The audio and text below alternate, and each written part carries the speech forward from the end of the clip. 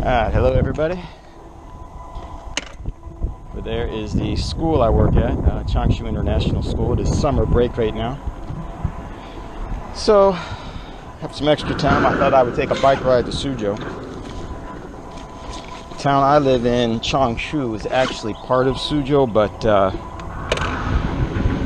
Suzhou itself, which is like a tier 2 city in China, is about half an hour away by car.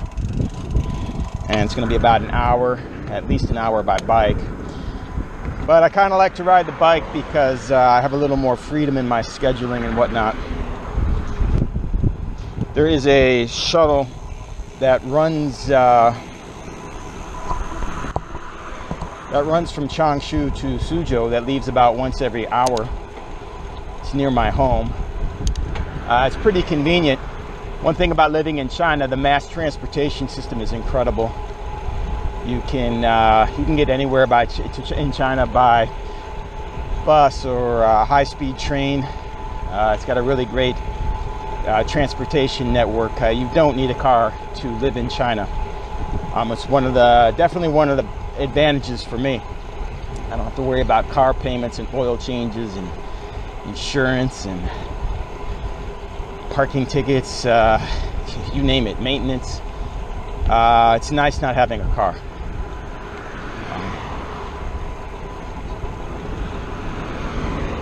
Especially the tier 2 cities are really conducive to biking and e-biking.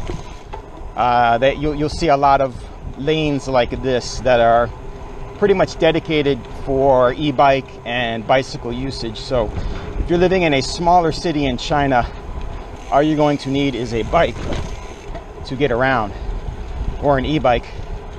E-bikes are dirt cheap. They'll run you about anywhere from 2,000 to 5,000 renminbi. You can divide that by like 6.5 to figure out for US dollars. So about 300 to 700 or 800 USD for an e-bike. It's an electronic bike with good range, enough range to get you all around the city that you live in. They're really nice. I have one of those too for when I'm feeling lazy. But for a long distance ride like this, which is going to be about, I think, maybe 30 to 40 kilometers, I prefer to use the bike. It's good exercise. Even though the car, the shuttle, sometimes it's a bus, sometimes it's like a little shuttle van.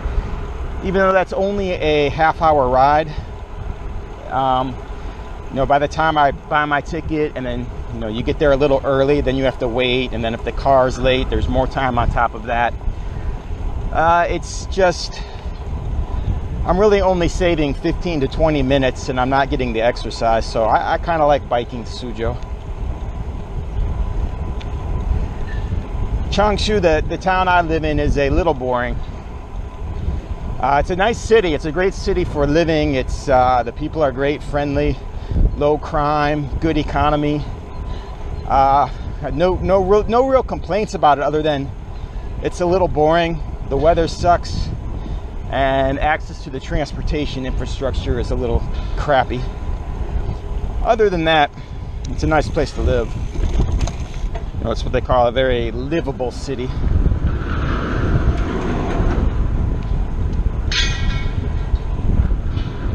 But it does get boring, so luckily Monday through Friday I stay very busy. So I don't even have time to really do anything but work and eat and sleep, which is actually how I like it. But on the weekends, I like to get away and do something, because not only is Changshu a little on the boring side, the part where I live in now, where the international school is, there's nothing out there. It's like living in the suburbs or the sticks. That's where a lot of these international schools are too. They're on the outskirts of town. I guess because, I don't know, the land is cheaper. I'm not real sure. That would be my guess. It has something to do with cost.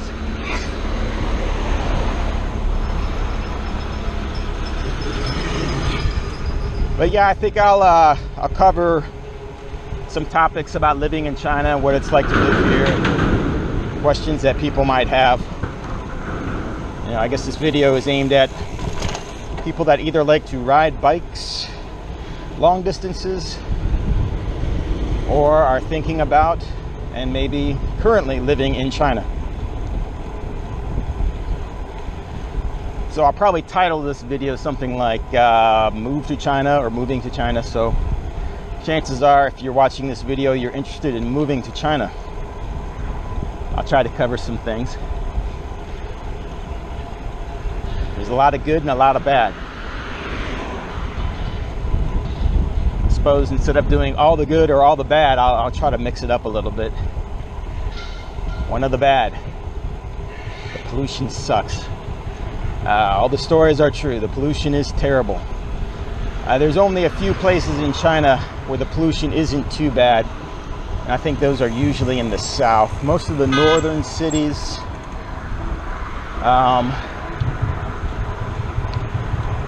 your tier 1 cities, the pollution's going to be pretty bad.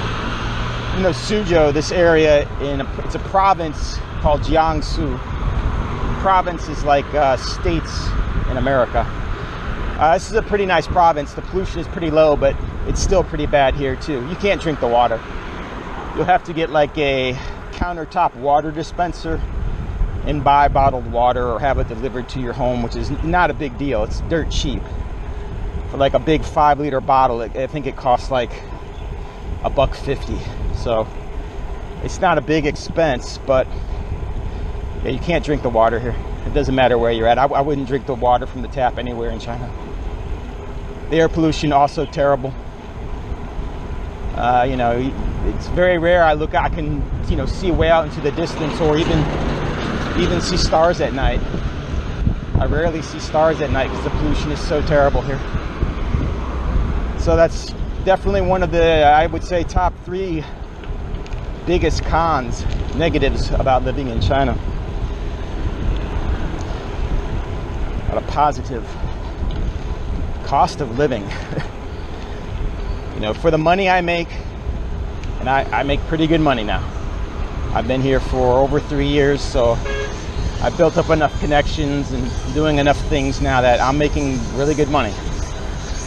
Combine that with the incredibly low cost of living, and my life in China is much more comfortable than it was in America. And I had decent paying jobs in America.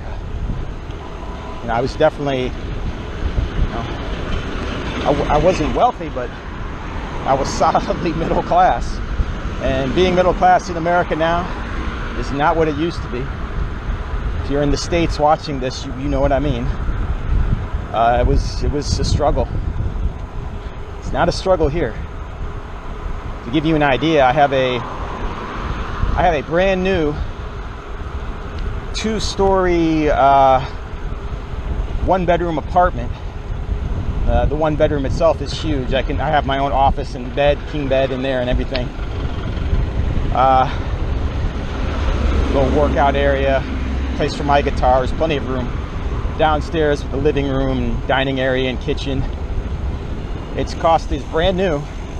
It's in a high-rise building with a nice view. It's costing me about $300 a month, and then maybe another. The power's kind of expensive now because it's summer, so I'll say on average another $50 to $60 per month in power. Food, dirt cheap. If you saw my other video with when I was eating the noodles, you can have a big bowl of delicious noodles with, you know, meat and vegetables and everything in it for like $1.50, like $1.50. Depending on how cheap you want to eat, you know, you could eat for $10 a day if you wanted to. Now, I don't do that. One of the things I love about living here is, you know, I can go to restaurants every day for lunch and dinner, and it doesn't break the bank. To go out for a nice meal for lunch, you know, it could cost me, I don't know, $7 American. Now that same meal in America would probably cost me $20. So I'm not talking about a combo meal at McDonald's. You know, I'm talking about you have a, you know, you go to a sit-down meal with a restaurant, and you know, you have a full-size meal. Dinner for two is like $20. Something comparable in America would be, I would say, at least $50. Again, I'm not talking about Applebee's. I'm talking about something a little nicer. So that's one of the things that I tend to spend a lot of money on, is eating out, because I hate to cook. I hate buying groceries. I hate preparing food. Mostly, I hate doing dishes. So that's one luxury I afford myself, is I eat out a lot. So that's definitely a big plus living in China, is eating out a lot. If you like Chinese food. I happen to really like Chinese food. You know, if you like Chinese food, and I'm not talking about Panda Express. It's not like Panda Express here. If you like Chinese food, like hot pot and noodles and fried rice and barbecue, you know, grilled meat or roasted meat. A lot of things stir-fried in oil. Vegetables and meat chopped up and stir-fried. Dishes like that. If you like that kind of stuff, you know, you'll love it here, and you'll eat here cheap. Especially if you're a little adventurous. You might find things that you turn your nose up at, like cow stomach and chicken feet. Give it a try, you might find it's pretty damn good. Cow stomach is actually one of my favorite things to eat here. I love it now. It's really good in what we call hot pot, which is like a boiling hot soup that you cook meat and vegetables in, and then you pull the meat and vegetables out and then dip them into a sauce that you make. It's a great dish. Didn't really like it the first time I tried it. I thought it was strange, cooking meat and vegetables in soup. And the sauces were a little odd, but of course now I love it. And my favorite thing to eat in the hot pot is the cow stomach. Chicken feet, it's good. I like it now too. First time I saw a bowl of chicken feet, I was freaked out, like I think most Westerners are. But I like it now. I just don't eat it much because it's a pain in the ass. You have to basically chomp through the knuckles on the chicken's digits. And it's just a pain in the ass to eat. But the taste and texture I like. There aren't too many Chinese foods that I dislike. I do dislike something called chou tofu. Stinky tofu. I have not acquired a taste for that, and I've tried a couple of times, but it's just vile to me. It smells like animal crap, and I've never eaten animal crap, but if I had to guess what animal crap tasted like, I would guess it tastes a lot like stinky tofu. Another negative, the internet.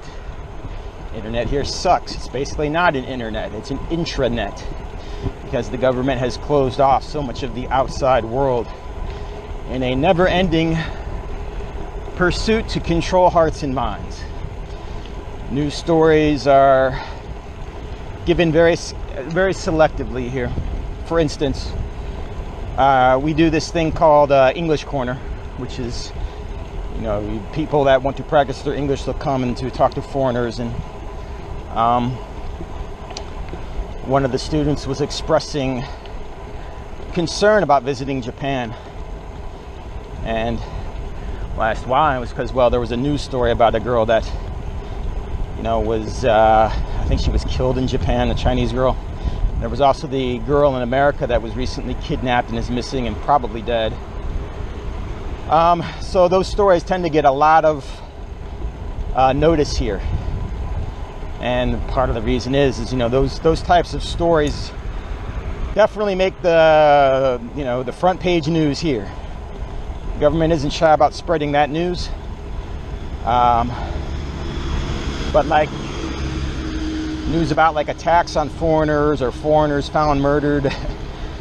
You won't find those in the newspapers here, so people get a very filtered worldview, which tends to affect their perception of the world and China, and I feel it sort of reinforces, I don't know, maybe a groupthink mentality, you know, well, we have to stay together, you know, China's the safe place, every place else is dangerous, is the feeling I get from it. For instance, and I asked my students at the English corner, I said, well, you know, did you hear about the Chinese girl that got killed in Japan? Oh yeah, we all heard about it. Well, did you hear about the Chinese girl that was kidnapped in America? Oh yeah, of course we heard about that. And the Chinese man in Paris that was shot by the police? Oh yeah, of course we heard all about it. I said, well, did you hear about the 2 foreigners that were found dead in Shenzhen? No. Well, what about and this is maybe a couple of years back or a year back, what about the foreigner that had his hands tied behind his back and was found dead in I think it was a river or something in Shanghai? No, never heard of that. What about the very famous case during the 2008 Summer Olympics when I think it's the U.S. women's volleyball coach's father was visiting the Drum Tower in Beijing and was stabbed and killed by a Chinese man. You know, this was big news at that time, but none of them had ever heard it. It never made the news here. So you get this, you know, you get this worldview that the only bad things that happen to people are outside of China.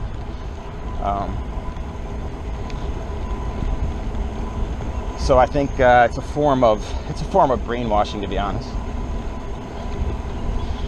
Anyway, what was I talking about? The internet. So yeah, the internet's very controlled. Information is tightly controlled. So as a foreigner, you want to use YouTube and Facebook and Twitter and Snapchat and Imager, all these things. Well, you need something called a VPN to access them. And it's not too big of a hassle, other than the fact that it tends to be really slow when you're using a VPN to get out of China. Everything is just really slow. But it is workable. And it's been workable since I've been here. The VPNs aren't difficult to use. Not that expensive. It hasn't been a major issue, but there was a leaked document in which the government was telling the internet providers in China that they will have to block all personal VPNs by February of next year. This was later denied. Can't be sure what's true, but if that does happen, it would be, even though I live a very comfortable life here, I would be in a dilemma whether to stay or to go, because that's basically like taking away a basic right in the modern era, having access to the World Wide Web.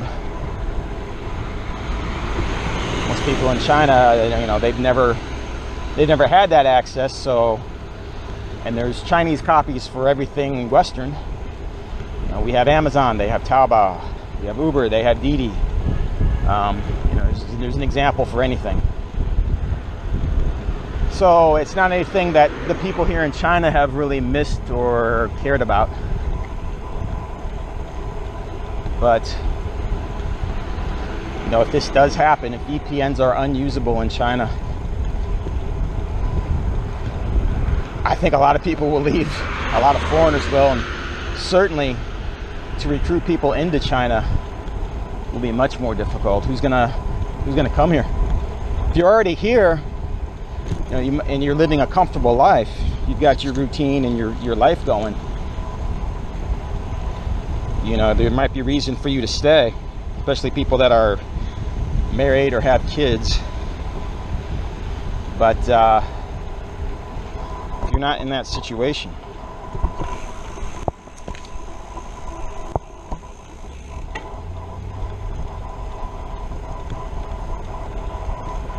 then I don't know why you would come.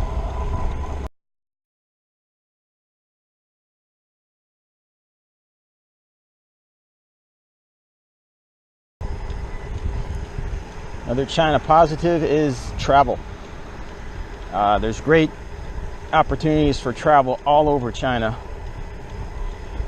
It won't be it may not be the first time. It certainly won't be the last time you will hear that the country has a 5,000-year history.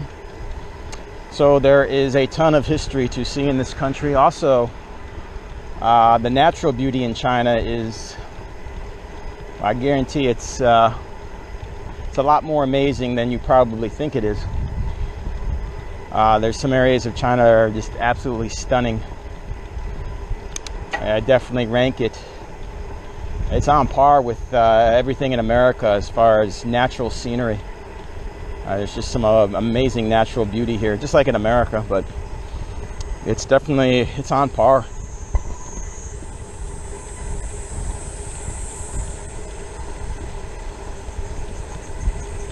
But not only is there a lot of wonderful travel opportunities within China, but also just outside of China.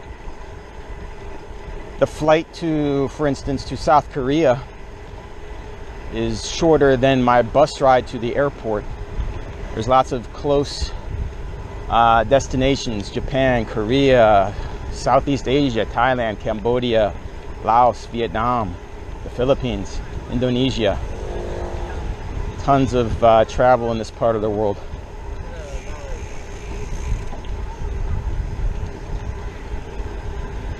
So I definitely rank that as a big plus about living here.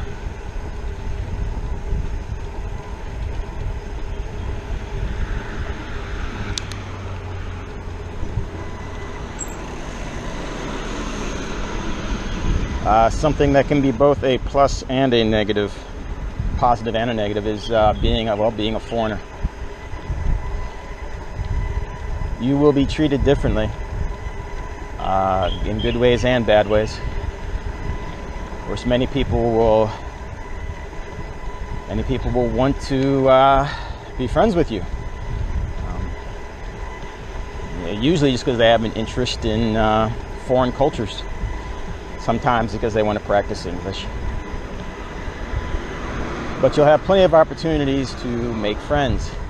A complaint I've heard many foreigners complain about is, oh, you can't really make friends. Everybody just is there for, ulterior motives. I don't find that to be true at all. I have plenty of real friendships in China. It's nothing I need to analyze or question. I just know it. Now, that isn't to say that there aren't plenty of people here that will want to befriend you just to use you for, English lessons, or just to have an interesting foreign friend. But they're pretty easy to suss out. For instance, I was, the other day, I went to get lunch, and this middle-aged dude approached me. He's like, oh, hey, how are you? And shook my hand, started talking to me, wanted to buy me lunch. And I'm like, well, why would you want to buy this total stranger lunch just because I'm a foreigner? He wanted to practice his English, so I can understand that. But he was immediately wanted all my contact information, and we were going to have lunch together a lot. And of course I'm being polite. Yeah, so that sounds wonderful. Sure, but fortunately I didn't have to lie. My phone service was out at the time, and so I couldn't add him right then and there to my WeChat contacts, which is the social app that we use here in China. So I told him, I showed him I didn't have service, let him add me, and then I would add him later. But I didn't, because I don't really have time for this kind of stuff.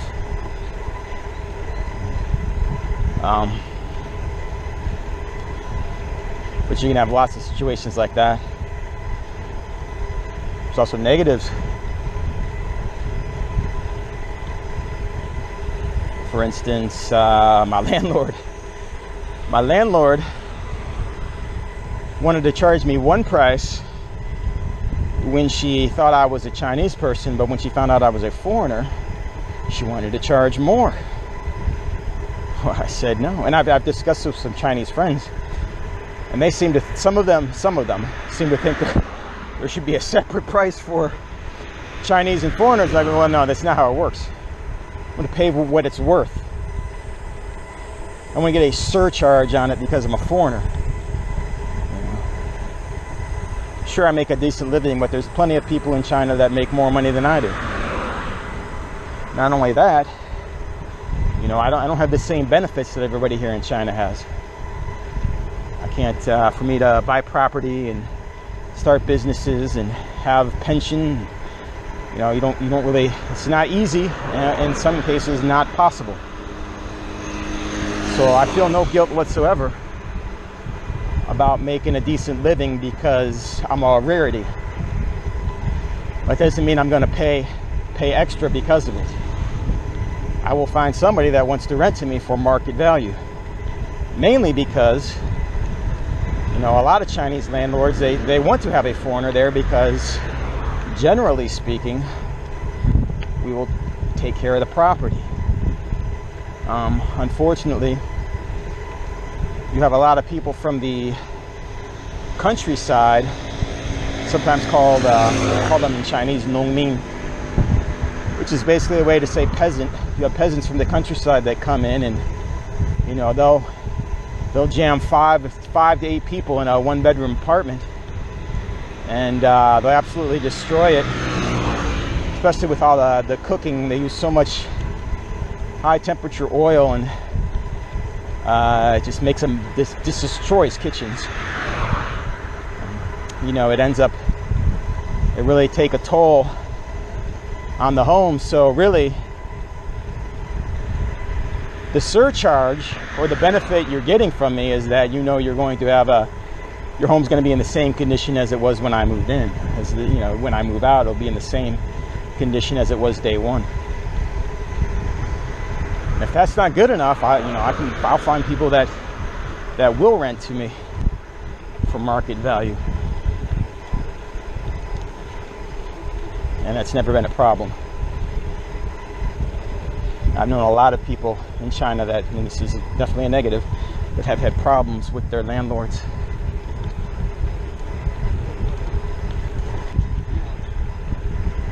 Things that have been in a home for years and years.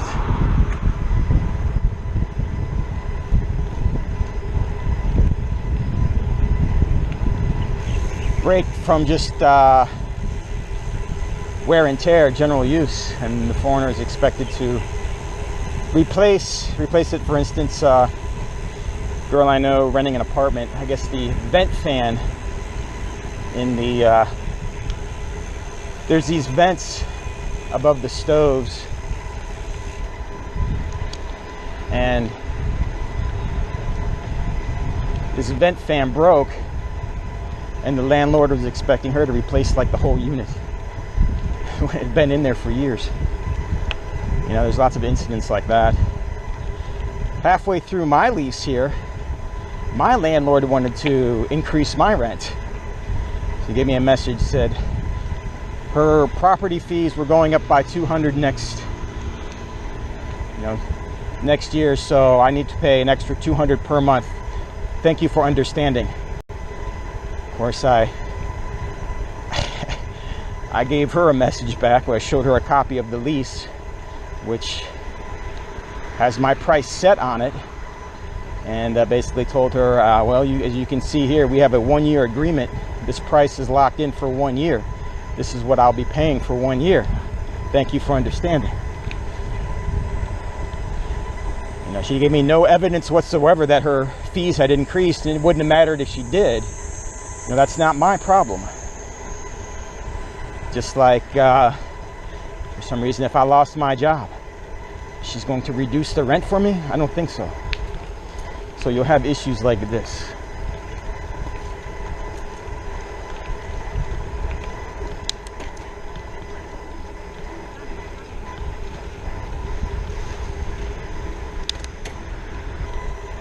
coming to China, well, they have a new program now where you have to get a workers identification card. I've got one. I was one of the first ones in China to get it. I'll show you what it looks like. We got one of the first ones. This is the card you need now to work in China. We used to have something called a foreign expert certificate, but that program was replaced by this one.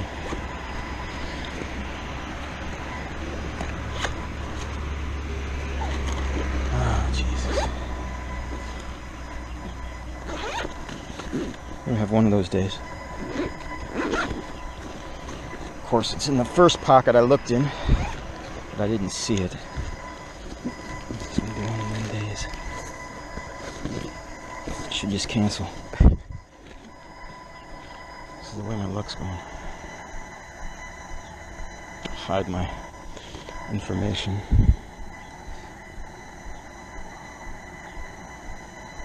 Okay. Well, this is kind of what it looks like, I guess. I'm not going to show you all of it. But it's basically a work card.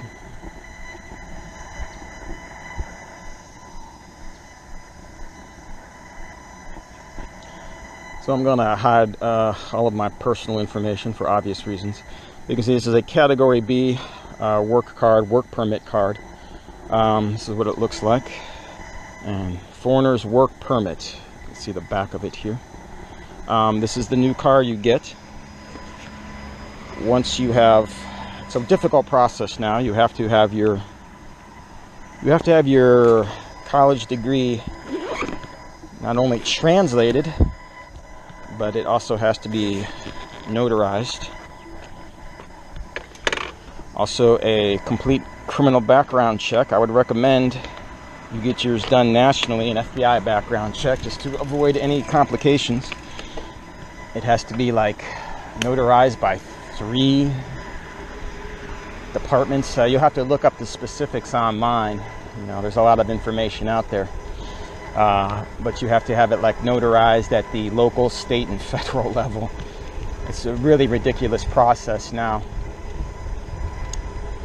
You usually need like a TEFL certificate. That also, in some provinces, needs to be notarized. It's a really ridiculous process these days.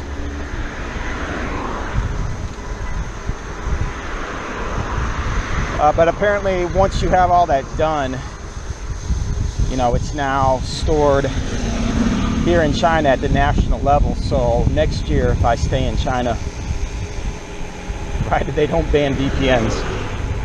So next year, if I stay in China, the process should be quite easy because it's already done. It's already in the computers. I don't have to do it again. But yeah, coupled with all the problems with pollution and VPNs and these new complications, you know, I think China's going to find that it's difficult to get enough foreigners to, you know, help the country integrate with the globe and learn English, do international trade, all of these things that will certainly benefit China.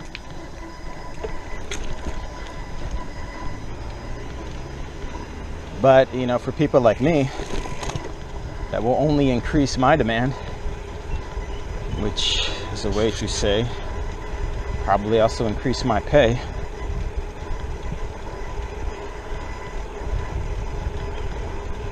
But I suppose if I was not in China now and I was thinking about countries, oh, I don't know that I would pick China.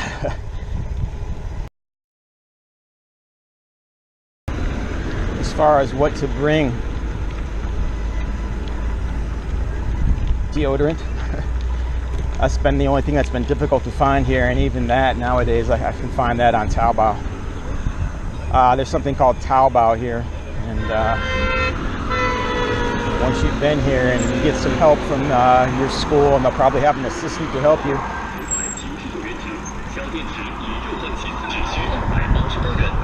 You learn how to use something called Taobao, which is basically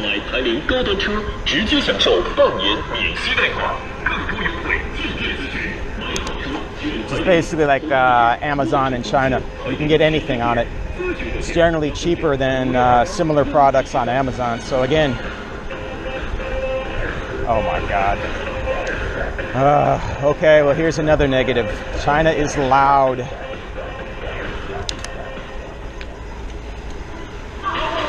So I think, oh my God. 好消息，好消息！台铃电动车公益促销活动月长寿战开始了。台铃电动车连续6年质量排行榜第1名。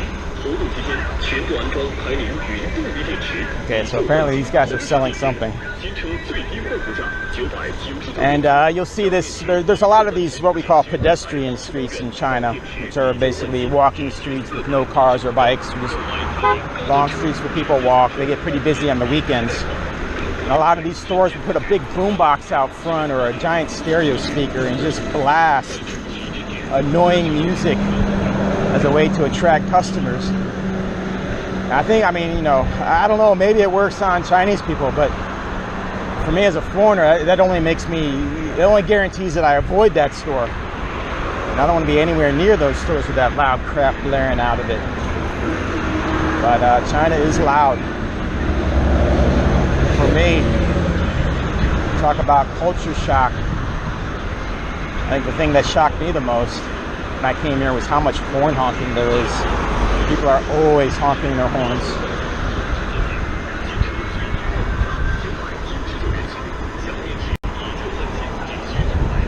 A lot of what I call preemptive horn honking, you know, a lot of it just seems to be for no reason. But it took me a long time to get used to that. It drove me crazy for like the first year. It doesn't bother me too much now, I just kind of tune it out, but as a foreigner that would drive you crazy.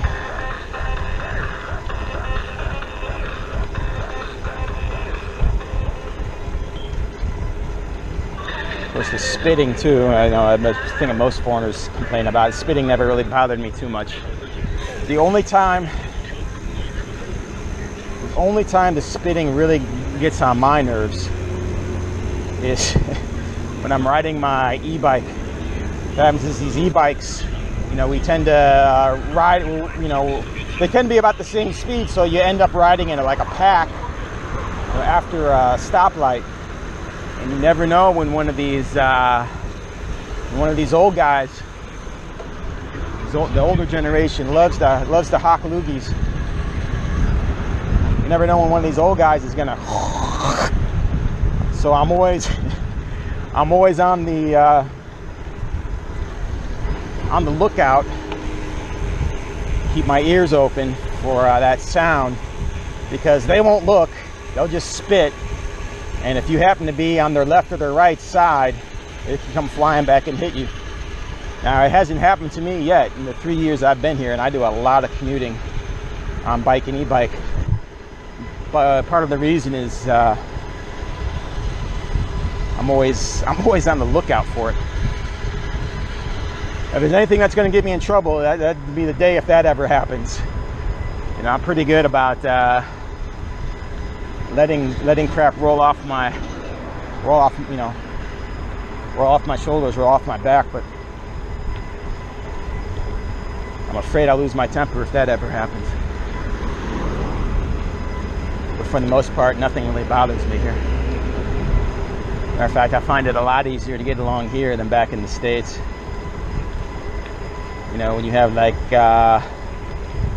even little things like you almost hit somebody and it's, you know, maybe it's both of your fault or something.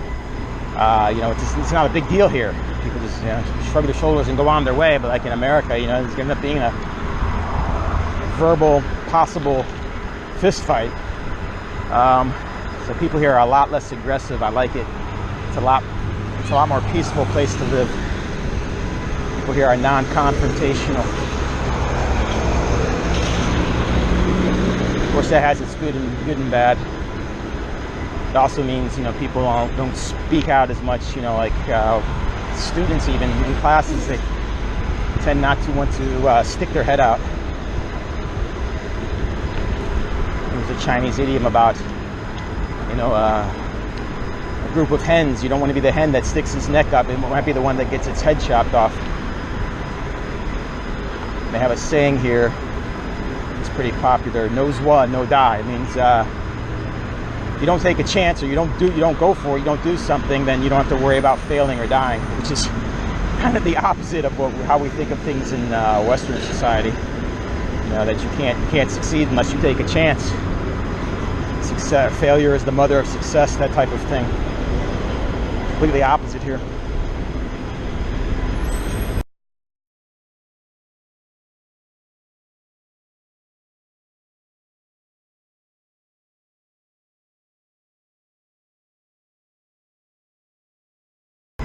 So some further consideration about where you would want to live in China. If you're at all interested in biking and things like that, I would recommend the tier 2 cities. Places like Shenzhen and Guangdong, they're a nightmare to ride in. There's another YouTube vlogger that lives in China, does a lot of bike commuting. Deep Thought Cycle is the name of his vlog. He does a lot of biking on the streets of Guangzhou, which is one of the tier 1 cities here. And it looks to me like an absolute nightmare. He has to pretty much ride in the lanes of traffic, whereas like here in Changshu, I've pretty much always got a dedicated lane for bikes and e-bikes. Like where I'm riding right now, this is about as bad as it gets. Usually there's a barricade between me and the highway, which might be coming up soon. So it's pretty safe here. If that's not a concern, or you have no interest in bikes or having an e-bike, which personally I would recommend. I love the freedom. I love not taking taxis and buses. Even to go to other cities, I'm biking. It's wonderful.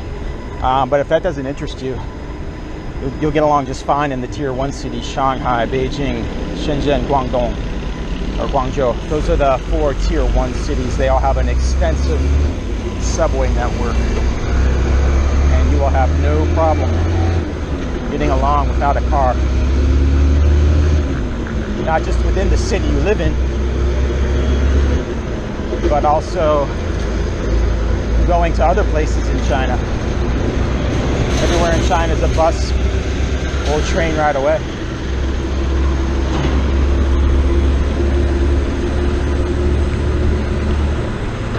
For me, the most important thing to consider is the weather.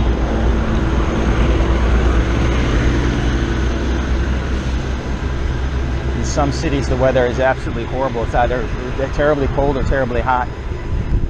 The city I live in isn't too bad, but for my taste, it gets too cold and too hot. I don't like it. I don't like the weather. Oh man, I forget which way. I think if I go right here, I think that also takes me there.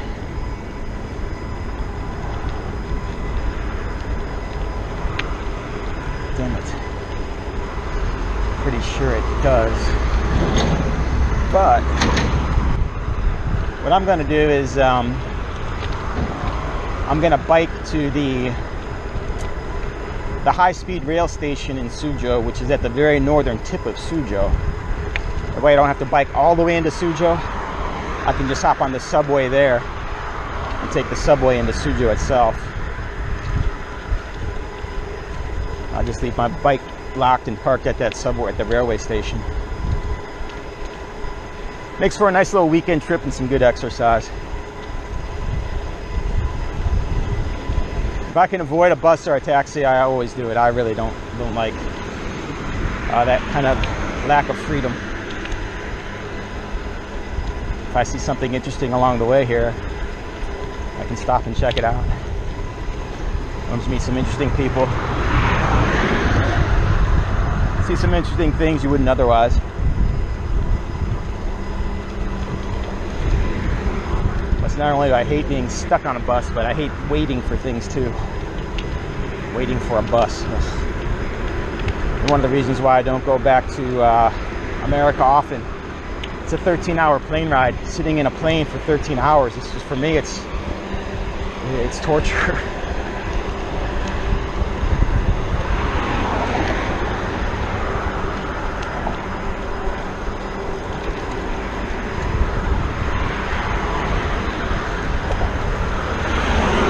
Another thing to consider is if you are African American, if you're black, you might face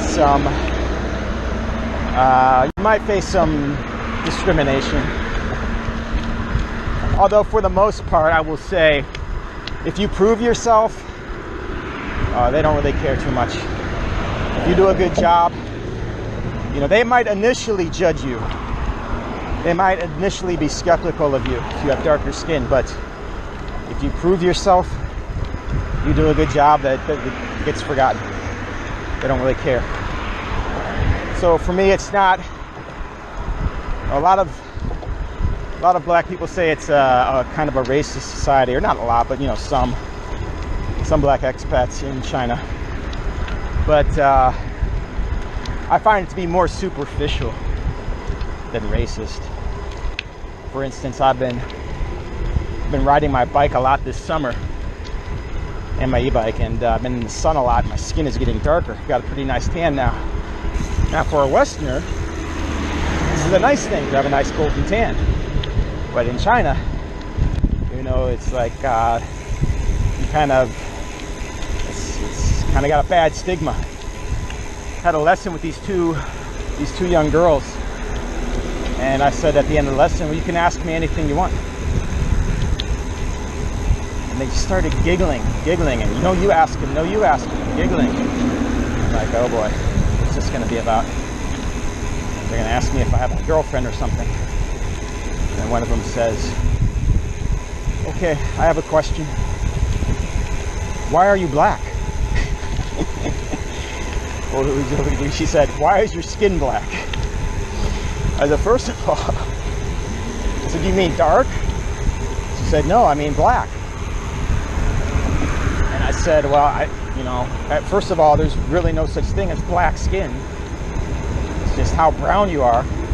And I showed her, I pulled up my shirt a little where my arm is, showed her my shoulder was untanned. And you can see the difference. And I explained, well, it's because I've been in the sun.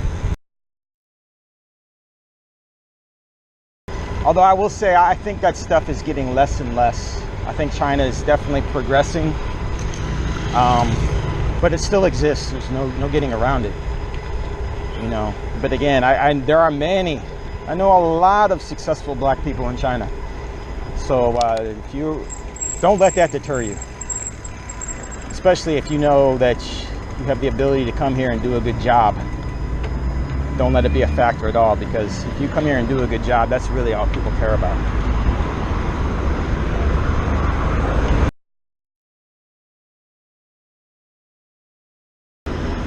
I am running out of battery, so I'll probably end this here. I'm almost done with my trip anyways. If you have any questions, I'm sure there's a lot more I could talk about. Maybe a lot more I will talk about in the future. But if you have any questions about living in China or moving to China, feel free to send them to me. Just leave a comment. Leave them in the comments and I will answer them in a future video. Okay, everybody, have a good day. Bye-bye.